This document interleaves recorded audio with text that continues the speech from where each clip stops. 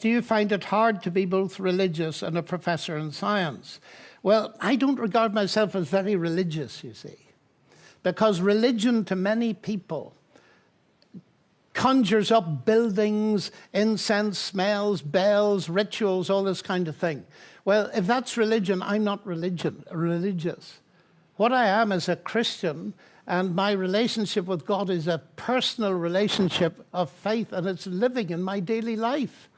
Do I find it hard to be a professor? Well, what would that mean? That some people get upset if there's a professor who's a believer. Well, they do, you know. And if you watch my debate with Christopher Hitchens, you see he was very annoyed.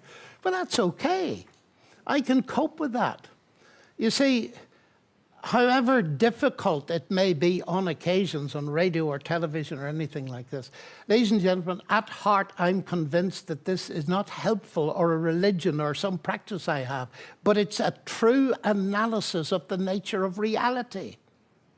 And therefore it fits together with my science. It's a much bigger thing than my mathematics. But it fits like a glove together with it. It's not extraneous. And it's very difficult to be ashamed of being a mathematician and a Christian with men like Newton and Kepler and so on, having set the whole thing going. I'm not remotely ashamed of it. And so that'll have to do with that.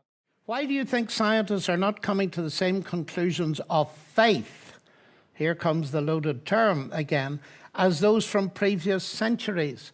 Well, there are many reasons for that. But it is not true that scientists are not coming to these conclusions. Do you realize that of all the Nobel Prize winners for science between 1900 and 2000, how many percent believed in God? Over 60. We're not told these facts. And in the last big survey that was done in the States of ordinary practicing university scientists, at least 40% believed not only in God, but in a personal God that answers prayer. And throughout the centuries, there have been all kinds, there have been waves. In the ancient world, in the 3rd century BC, you had people who believed in God of the gods, like Plato and Aristotle and so on. And then you had the materialists, like Democritus and Leucippus on the other side. And that has been barreling up through history ever since to the modern world. There are fewer now, probably, than on average in the past.